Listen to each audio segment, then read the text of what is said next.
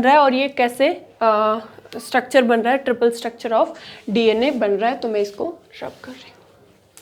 और इसके अंदर कौन सी बॉन्डिंग होती है, कौन सा हाइड्रोजन बॉन्ड होता है? होंगस्टीन हाइड्रोजन बॉन्ड।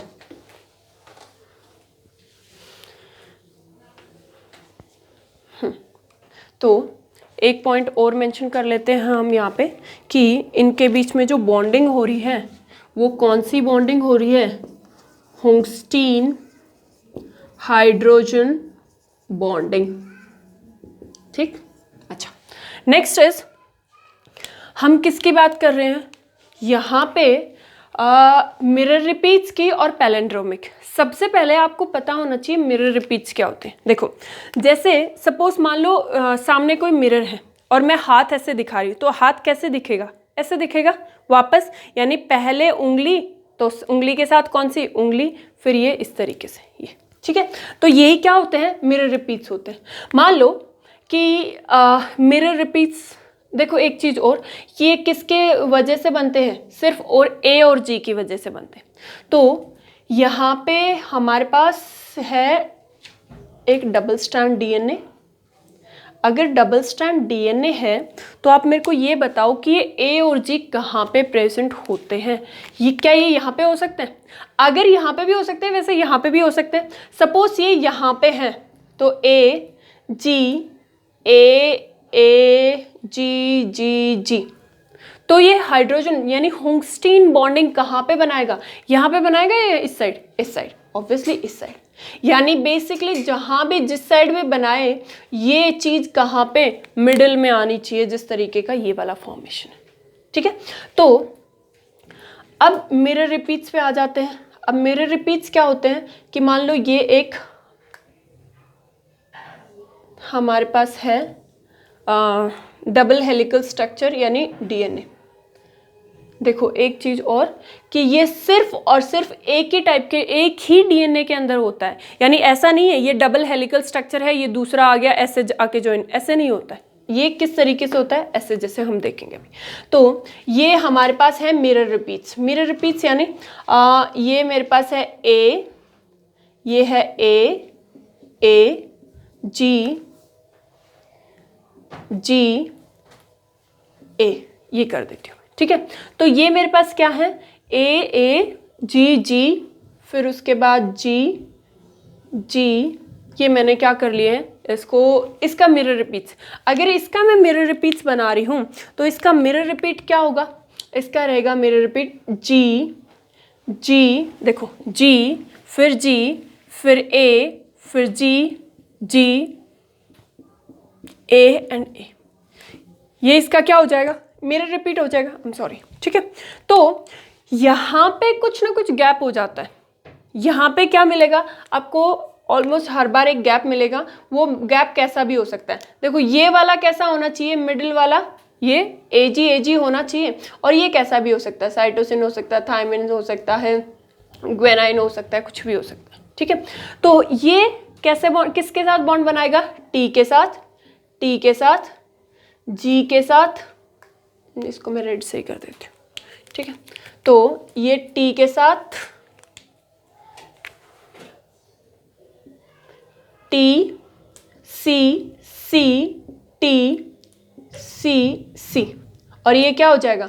ये जी, ये ए, ये सी, और ये किसके साथ बॉन्ड बनाएगा? ये बनाएगा सी टी।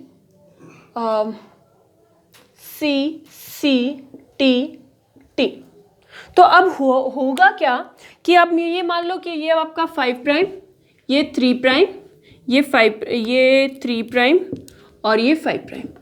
जैसे ये जो डीएनए है ये कहीं पे मुड़ेगा तुड़ेगा तो बेसिकली क्या हो जाएगा? ये एजी वाला पार्ट अट्रैक्ट कर लेगा। किसको अट्रैक्ट कर लेगा? ये ऐसे मुड़ के आएगा। कैसे मुड़ के आएगा? ये वाला पार्ट, कि सपोज ये वाला हमारे पास है,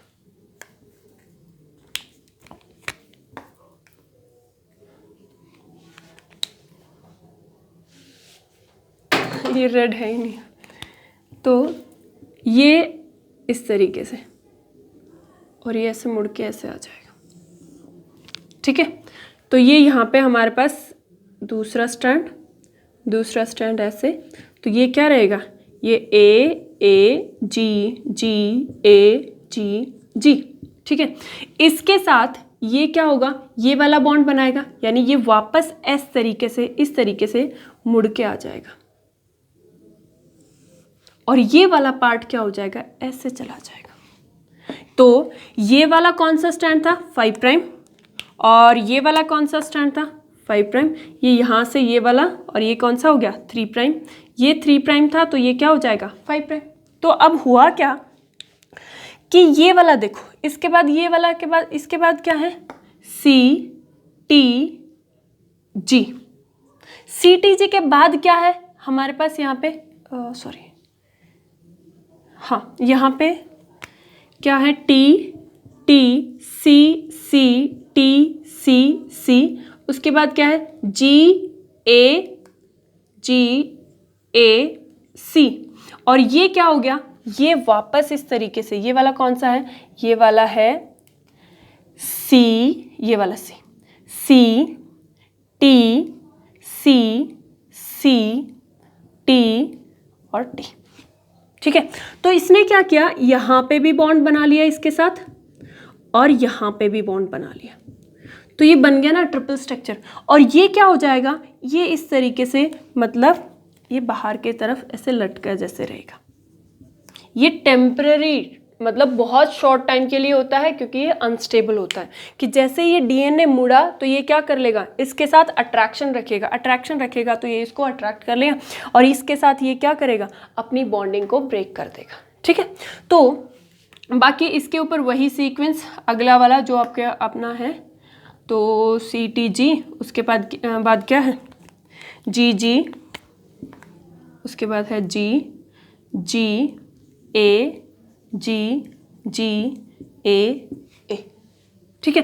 तो अब इसमें एक चीज देखनी है कि जो ट्रिपल स्ट्रक्चर होते हैं वो दो टाइप से होते हैं। दो टाइप से कैसे होते हैं, ट्रिपल स्ट्रक्चर होते हैं वो दो टाइप के होते हैं, एक तो होते हैं पैरेलल और दूसरे होते हैं एंटी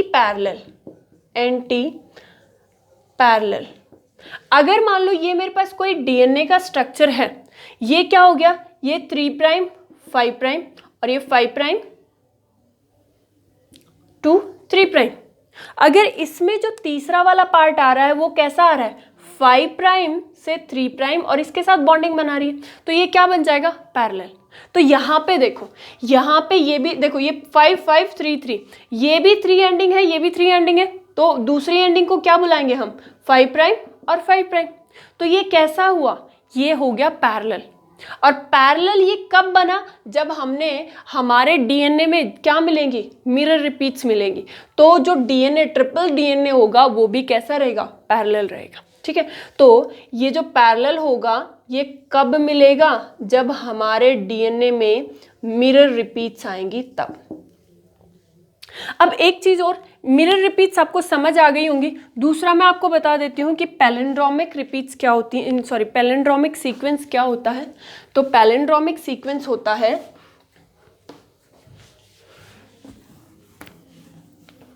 पैलिंड्रोमिक सीक्वेंस होता है कि मान लो आपके पास ये है ए जी सी टी ए जी, ठीक है। इसको बाइंड करने के लिए इसका कॉम्प्लीमेंट्री स्ट्रैंड रहेगा, यानी ए के साथ टी, जी के साथ सी, जी ए टी सी। अब इसके बीच में कोई चीज़ आ भी सकती है, नहीं भी आ सकती, बट इसमें नॉर्मली मिलती है सी ए टी, और इसके ऑपोजिट में कौन रहेगा, इसके ऑपोजिट में रहेगा जी टी ए, ठीक है। यहाँ पे ये जो पार्ट होता है, मान लो मैं इसका पैलिंड्रोमिक सीक्वेंस बनाना चाहती हूँ, तो इसका पैलिंड्रोमिक सीक्वेंस दूसरे वाले स्ट्रैंड पे मिलेगा, सेम स्ट्रैंड पे नहीं, दूसरे वाले स्ट्रैंड पे। और दूसरे वाले स्ट्रैंड पे पैलिंड्रोमिक सीक्वेंस कैसे मिलेगा, जी ए टी सी जी ए। तो ये क्या हो गया, पैलिंड्रोमिक सीक्वेंस। अब अगर चाहे इसका भी करोगे तो बेसिकली बात तो वही पड़ गई। इसमें क्या हो गया, जी सी, देखो वही आएगा ना, यहाँ पे क्या आएगा टी, यहाँ पे क्या आएगा ए, यहाँ पे क्या आएगा जी, यहाँ पे क्या आएगा सी, और यहाँ पे क्या आएगा टी। यानी चाहे आप इसको, ये वाला सीक्वेंस जो होता है इसको और इसको, इसको हम बोलते हैं पैलिंड्रोमिक सीक्वेंस, और ये इसका पैलिंड्रोमिक है और ये इसका पैलिंड्रोमिक है। पैलिंड्रोमिक का मतलब समझ आ गया, सेम जो मिरर वाला ही होता है बट कैसे रहेगा, कॉम्प्लीमेंट्री स्टैंड पे रहेगा। अब एक चीज समझ के देखो कि जब ये वाला जो डीएनए है तो ये इसका पैलिंड्रोमिक सीक्वेंस, ये वाला, ठीक है। तो जब हम इसको ऐसे मोड़ेंगे तो ये क्या करेगा, ब्लैक वाला और ये ब्लैक वाला, ये ब्लैक और ये ब्लैक दोनों क्या रहेंगे, एक जैसे रहेंगे। एक जैसे रहेंगे तो जब ये मुड़ेंगे तो इसके साथ तो वही वाले बाइंड करेंगे ना, यानी ये क्या आ जाएगा, ये मुड़ के ऐसे, और ये वाला मुड़ के क्या हो जाएगा, ये वाला मुड़ के आगे ऐसे चला जाएगा, ठीक है। तो इसको मान लो आप ये 5 प्राइम, तो 5 प्राइम इसका ये क्या रहेगा 3 प्राइम, इसको मान लो 3 प्राइम, मतलब 3 प्राइम ही रहेगा, तो ये क्या हो जाएगा 5 प्राइम। बट इसको आगे साइड चलेंगे तो ये पीछे के साइड ये क्या रहेगा 3 प्राइम 5 प्राइम, और 5 प्राइम है तो ये 3 प्राइम, और ये क्या रहेगा 5 प्राइम। यानी ये दोनों एक दूसरे के क्या हैं, एंटी पैरेलल है। एंटी पैरेलल कब बने, जब सीक्वेंस कैसा होता है, पैलिंड्रोमिक। देखो एक चीज यहाँ पे ए जी के अलावा कुछ भी नहीं आएगा, ए जी का ही सीक्वेंस आएगा मिडिल वाले पार्ट में हरदम ए जी, क्योंकि ये वाली एबिलिटी किसकी वजह से, सिर्फ और सिर्फ ए और जी की वजह से आ रही है। तो एंटी पैरेलल कब बनते हैं, एंटी पैरेलल वैसे क्या होते हैं, एंटी पैरेलल होते हैं कि 3 प्राइम 5 प्राइम 5 प्राइम 3 प्राइम, और जो बॉन्ड बनाने वाला पार्ट होता है वो क्या होगा 3 प्राइम एंड 5 प्राइम। तो इसके क्या हो गए एंटी पैरेलल। और एंटी पैरेलल कब बनेंगे, जब सीक्वेंस रहेगा वो कैसा रहेगा, पैलिंड्रोमिक सीक्वेंस रहेगा तब, ठीक है। तो हमको ये चीज पता चल गई कि ये क्या है, कब होते हैं, मिरर रिपीट्स में, और ये पैलिंड्रोमिक सीक्वेंस में। मिरर रिपीट्स क्या बनाती हैं, पैरेलल, और पैलिंड्रोमिक सीक्वेंस क्या बनाती हैं, एंटी पैरेलल। अब इसमें एक चीज आपको और देखनी है, देखो मैंने ये बताया कि 2 डीएनए इसमें पार्ट नहीं करेंगे, यानी बाइंड नहीं करेंगे, एक ही डीएनए में से बनेगा ये। ऐसा कभी नहीं होगा कि 2 अलग अलग डीएनए आएंगे और वो क्या हो जाएंगे, बाइंड हो जाएंगे, ठीक है। वो हरदम और हरदम क्या रहेंगे, सिंगल डीएनए से ही बनेंगे, ठीक है। और क्योंकि सिंगल डीएनए से बनेंगे तो ये वाला ट्रिपल स्ट्रक्चर होगा, वो किसकी वजह से बनेगा, सिर्फ और सिर्फ इंट्राहेलिकल इंट्रैक्शन की वजह से बनेगा, ठीक है। इंट्राहेलिकल इंट्रैक्शन की वजह से बनेगा। तो इंट्रा का, वैसे इंटर का मतलब क्या होता है, जैसे इंटर स्कूल कंपटीशन, यानी 2 अलग अलग स्कूल्स का कंपटीशन। बट अगर इंट्रा की बात कर रहे हैं तो सेम स्कूल के अंदर जो कंपटीशन होता है उसको हम क्या बोलते हैं, इंट्रा कंपटीशन। तो ये भी किसकी वजह से होगा, इंट्रा हेलिक्स में, यानी सेम डीएनए के अंदर अगर ये चीज पाई गई, क्या चीज, मिरर रिपीट्स और पैलिंड्रोमिक सीक्वेंस, तो ये क्या करेगा, ये ट्रिपल स्ट्रक्चर बनाएगा, अदरवाइज नहीं। अब एक चीज और देखो, यहाँ पे बेसिकली होता क्या है कि ये स्ट्रैंड पे क्या चीज प्रेजेंट होती है, फॉस्फेट के ऊपर ऑक्सीजन की वजह से कैसा चार्ज होता है, नेगेटिव।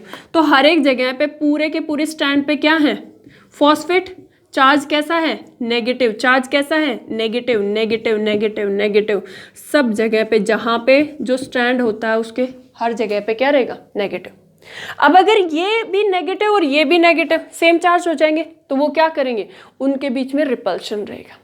तो इनके बीच में क्या रहता है, इनके बीच में रहता है रिपल्शन। और वो रिपल्शन अगर किसकी बात हो रही है, अगर ट्रिपल स्ट्रैंड की बात हो रही है तो वो जो रिपल्शन कैसा होता है, इलेक्ट्रोस्टैटिक रिपल्शन। किसकी वजह से होता है, तो इलेक्ट्रोस्टैटिक रिपल्शन होता है फॉस्फेट की वजह से, फॉस्फेट का नेगेटिव चार्ज की वजह से। फॉस्फेट के अंदर क्या होता है? Negative charge. तो उसकी वजह से क्या होता है? Electrostatic repulsion.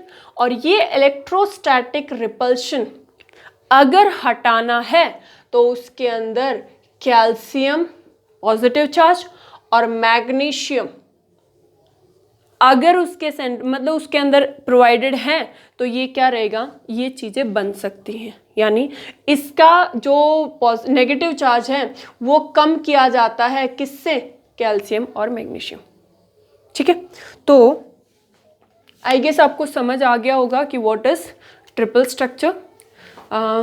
ये हमारा ट्रिपल स्ट्रक्चर ऑफ डीएनए ख़त्म हो चुका है। ठीक, तो नेक्स्ट क्लास में हम पढ़ेंगे cruciform structure of DNA. Thank you.